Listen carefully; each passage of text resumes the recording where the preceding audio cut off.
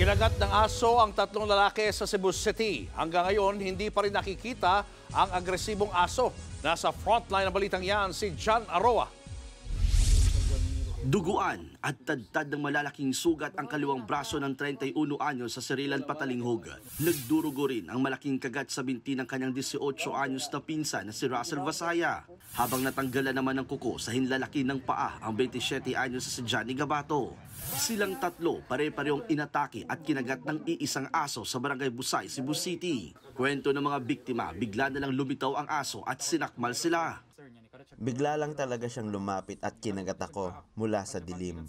Tuwing makakita tuloy ako ng mga aso, natatakot ako na baka bigla akong atakihin. Sana yung City Pound, ipadakip ang mga kanyang aso. Natatakot talaga ako dahil ang laki ng aso.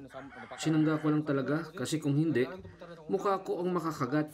Dahil agresibo ang aso, humingi sila ng tulong sa mga pulis. Nibalik! Nani niyo pa dong! Pero bigo silang mahuli ito. Narito tayo ngayon sa lugar kung saan nangyari ang unang insidente ng pangangagat ng aso. Hanggang ngayon ay hindi pa nahuli yung aso, kaya pinangangambahan ng mga residente na baka bumalik ito at baka pang biktima ulit ng iba pang mga residente. Kaya panawagan nila sa mga otoridad na sana'y mahuli ito sa lalong madaling panahon. Nakilala naman ng barangay ang may-ari ng aso pero hindi na siya nagbigay ng pahayaga, pero handa raw silang tulungan sa pagpapagamot ang mga biktima. Napag-alamang Belgian Malinois ang breed ng aso. Isa itong uri ng working dog na madalas din ginagamit bilang canine dahil sa talino at pagiging protective. Yun nga lang, hindi ito gaya ng tipikal na asong kapag pinakain at nilaro ay okay na.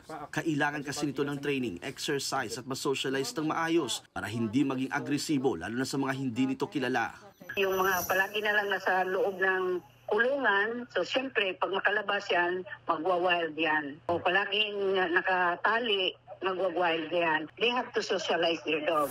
Pinaiimbestigahan ng mga otoridad ang nangyari. Kung mapapatunayang may kapabayaan ang may-ari ng aso, maaari siyang maharap sa paglabag sa Animal Welfare Act. Agad namang nagpabakuna ang tatlong biktima kontra rabies at tetano para sa kanilang kaligtasan. Nagbabalita mula sa frontline, John Aroa, News 5 Visayas. Mga kapatid, Julius Babaw po. Iba na ang may alam at may pakialam sa panahon ngayon. Para sa frontline ng mga balita, mag-follow at mag-subscribe sa social media pages ng News 5.